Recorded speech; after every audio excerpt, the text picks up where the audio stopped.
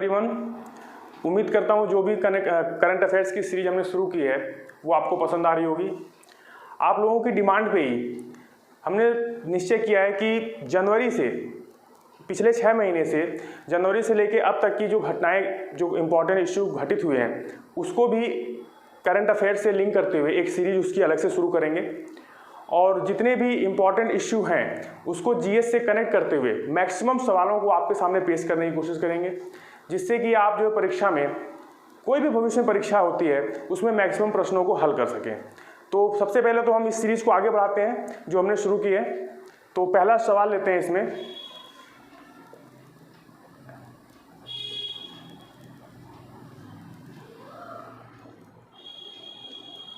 Mount Sinabung नाम सुना होगा आप लोगों ने।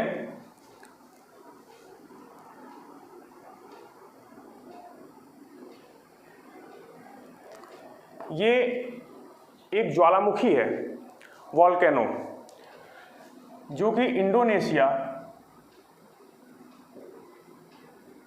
के सुमात्रा द्वीप में ये उद्गारित हुआ है और काफ़ी चर्चा में रहा है पिछले कई दिनों से। तो माउंट सिनाबंग पे काफ़ी प्रश्न बन सकते हैं। ये हमारा ज्योग्राफी का पोर्शन भी कवर करेगा यहाँ से, तो थोड़ा सा हम इसको देख लेते हैं। माउंट सिनाबंग इंडोनेशिया में एक सक्रिय ज्वालामुखी है। जो ज्वालामुखी वॉल्केनो होते हैं उसको हम 3 टाइप्स में डिवाइड करते हैं। तो एक बार तीनों के टाइप्स देख लेते हैं। पहला है सक्रिय ज्वालामुखी, दूसरे को बोलते हैं सुषुप्त ज्वालामुखी और तीसरे को बोलते हैं विलुप्त, एक्टिव वॉल्केनो,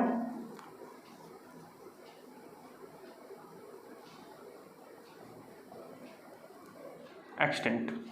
तो जैसा मैंने आपको बताया कि माउंट सिनाबंग एक सक्रिय ज्वालामुखी है। सक्रिय इन द सेंस ऐसा ज्वालामुखी जहां से मैग्मा का उद्गार हमेशा होता रहता है, उसको हम सक्रिय ज्वालामुखी कहते हैं। अगर हम थोड़ा सा और आसान भाषा में देखें तो इसको हम जगा हुआ, सोया हुआ और ये मरा हुआ, इन 3 शब्दों से भी हम इसको समझ सकते हैं। सक्रिय इन द सेंस हमेशा से जहां पे उद्गार हो रहा है वो सक्रिय हो गया। सुषुप्त ज्वालामुखी, यहाँ पे कुछ समय के लिए उद्गार हुआ और कुछ समय के लिए वॉल्केनो का उद्गार बंद हो गया, उसको हम बोलते हैं सुषुप्त ज्वालामुखी। और विलुप्त का मतलब पहले यहाँ पे उद्गार हुआ लेकिन भविष्य में होने की कोई संभावना नहीं है, वो होता है एक्सटिंक्ट वॉल्केनो। तो इन तीनों में सबसे खतरनाक हम इसको मान सकते हैं, क्योंकि हमें पता ही नहीं होता कि भविष्य में कभी यहाँ से उद्गार होगा या नहीं होगा। तो माउंट सिनाबंग एक्टिव वॉल्केनो है। एक प्रश्न और यहाँ से बनता है कि जिसका नाम आपने सुना होगा,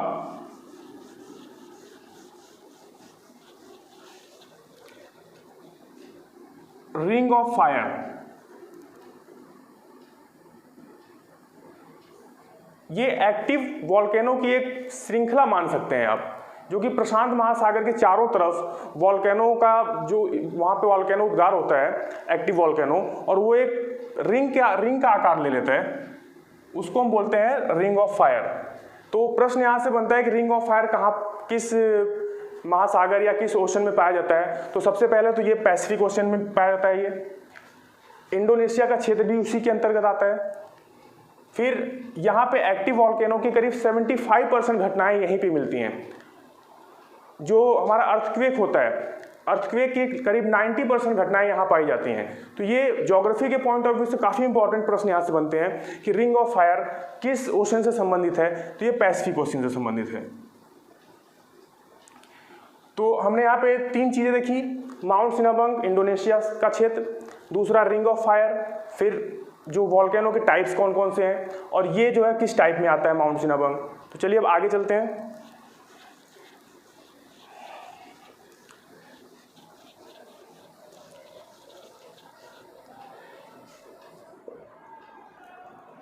दूसरा प्रश्न है,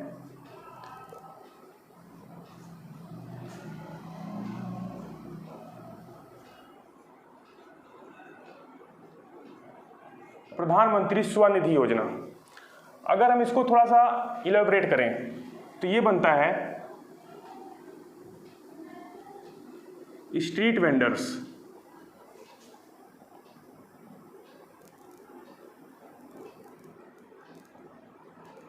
निर्भर निधि। स्ट्रीट वेंडर्स नाम से ही पता चल रहा है, अभी कोविड-19 की वजह से जो भी लॉकडाउन हुआ उसमें सबसे ज़्यादा इफेक्ट जो स्ट्रीट वेंडर्स पे पड़ा।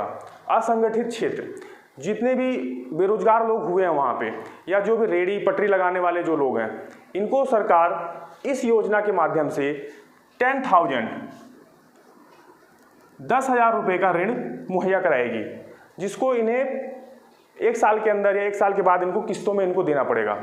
लगभग 50 लाख लोगों को टारगेट किया गया है इसमें, कि जिनको हम 10,000 रुपीज ऋण के रूप में देंगे प्रधानमंत्री स्वनिधि योजना के अंतर्गत।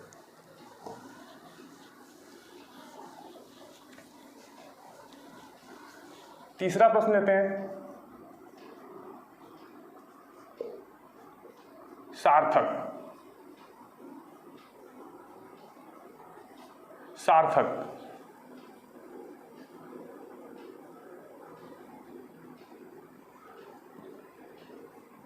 अब तटीय गश्ती पोत, इसको हिंदी में बोलते हैं ऑफशोर पेट्रोल वेसल। जैसे नाम से ही पता चल रहा है, पोत वेसल, यह एक जहाज है जिसको सिक्योरिटी के पॉइंट ऑफ व्यू से बनाया गया है, और जिसका अगर हम थोड़ा सा ज्योग्राफी देखें, ज्योग्राफी में अगर हम इंडिया का कोस्टल देखें इसमें, तो नॉटिकल माइल के बारे में आपने ज्योग्राफी क्लास में पढ़ ही लिया है। ये हमारा साउथ इंडिया हो गया, कोस्टल एरिया। तो यहाँ पे 200 नॉटिकल माइल तट से 200 नॉटिकल माइल तक सार्थक जहाज इसका क्षेत्र है, और इसका काम क्या होगा कि यहाँ पे सिक्योरिटी के से संबंधित जितने भी नॉर्म्स हैं वो ये पूरा करेगा। 200 नॉटिकल माइल्स। अगर हम नॉटिकल माइल की बात करें तो एक नॉटिकल माइल में आप सभी को पता होगा 1.8 किलोमीटर होते हैं। तो अगर इसको कोस्टल एरिया को अगर हम इसके सिक्योरिटी को देखें तो 3 लेयर की सिक्योरिटी यहाँ पे पाई जाती है। सबसे पहले तो 12 नॉटिकल माइल तक हम इसको डिवाइड करते हैं, जिसकी सिक्योरिटी की जिम्मेदारी होती है मैरीन पुलिस की।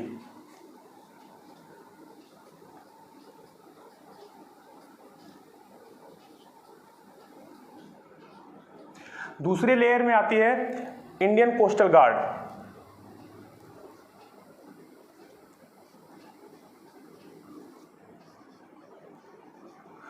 इसका क्षेत्र होता है 200 नॉटिकल माइल तक।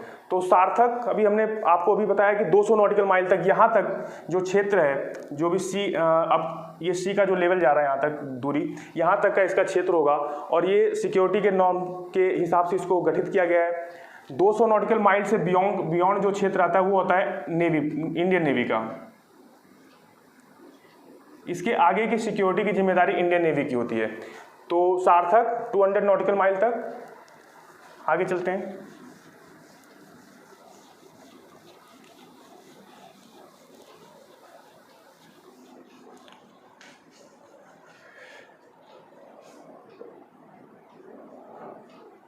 विश्व हाथी दिवस।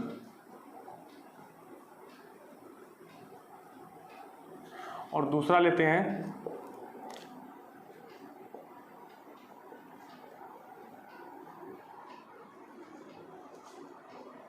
ये दोनों दिवस 12 अगस्त को मनाए गए। सबसे पहले बात करते हैं विश्व हाथी दिवस, इंटरनेशनल एलिफेंट डे। हमने पिछले वीडियो में बात की थी एक संस्था IUCN के बारे में, international union of conservation of nature, जिसके बारे में मैंने बताया था कि ये एक रेड डाटा सूची तैयार करता है, जिसमें जो भी विलुप्त हो रही हमारे जीव जंतु हैं उनको एक कैटेगरी उसमें डिवाइड करता है। तो जो एलिफेंट है इसको ये इंडेंजर्ड की सूची में रखता है, इंडेंजर्ड की सूची में इसको रखा गया है। अगर एलिफेंट की बात करें तो इसमें एक प्रश्न और बनता है, एलिफेंट प्रोजेक्ट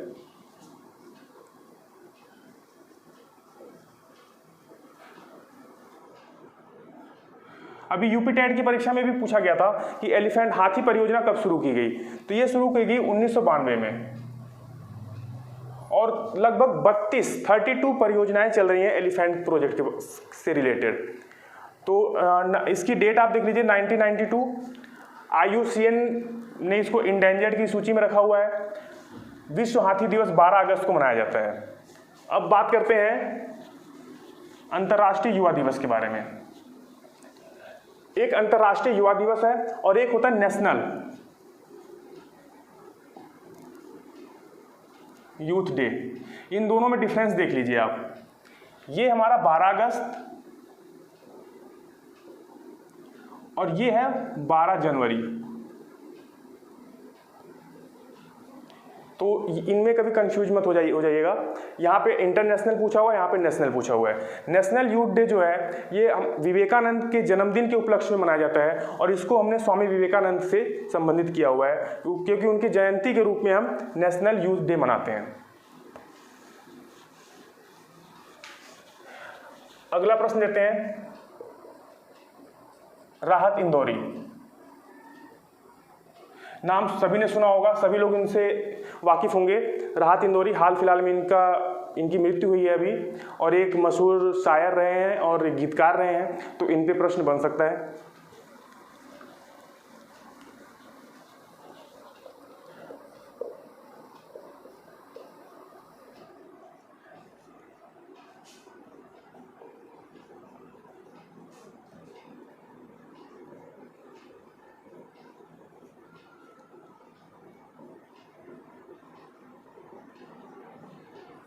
अभी हाल फिलहाल में पारदर्शी कराधान ईमानदार का सम्मान, ये पोर्टल लॉन्च किया गया।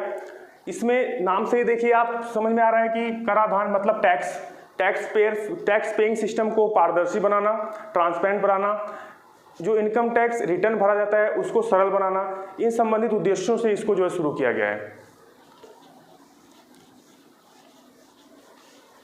8वां प्रश्न लेते हैं,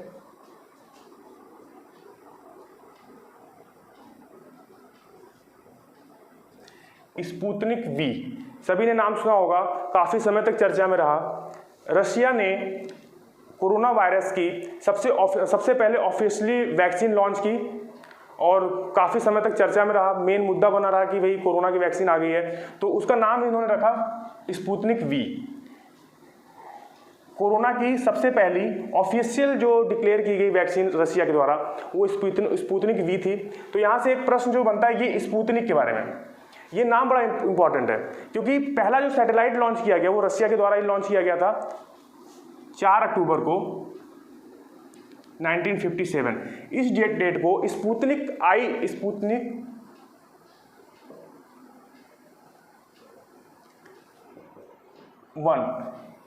1 के नाम से रशिया ने अपना पहला सैटेलाइट लॉन्च किया था और वही नाम उसने वैक्सीन के लिए भी रखा है। तो अगर हम किसी वैक्सीन का ह्यूमन ट्रायल देखें तो 3 चरण होते हैं किसी भी ह्यूमन ट्रायल के।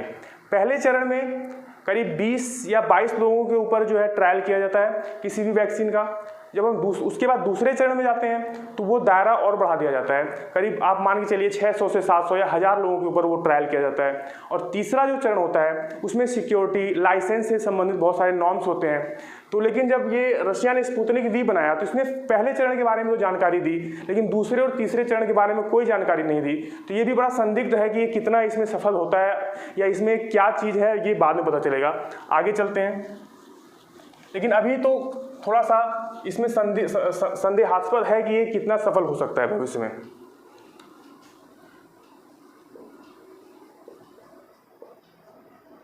महिंद्रा राजपक्षे, ये बड़ा ही फेमस नाम है श्रीलंका का। ये अभी हाल फिलहाल में वहाँ के पीएम बनाए गए हैं और अगर इनमें थोड़ा सा देखें तो 2005 से 2015 तक ये वहाँ के प्रेसिडेंट रहे। अभी जो वहाँ के प्रेसिडेंट हैं इनके छोटे भाई गोताबाया राजपक्षे हैं, महिंद्रा राजपक्षे पीएम, और वहाँ के राष्ट्रपति प्रेसिडेंट इनके छोटे भाई गोताबाया राजपक्षे।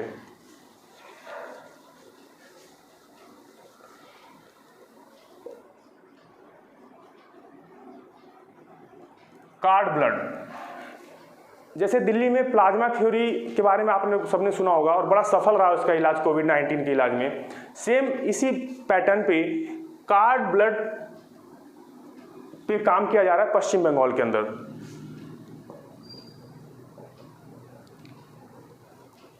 कार्ड ब्लड जो है प्लेसेंटा, जिसको हिंदी में बोलते हैं गर्भनाल, यहां पाया जाता है।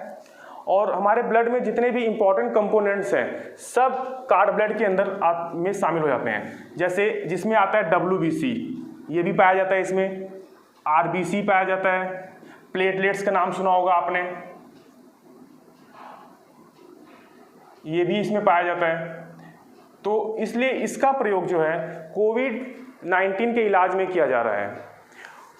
उम्मीद करता हूं कि जो भी चीज़ें मैंने आपको यहाँ पे बताई हैं आपको पसंद आई होंगी।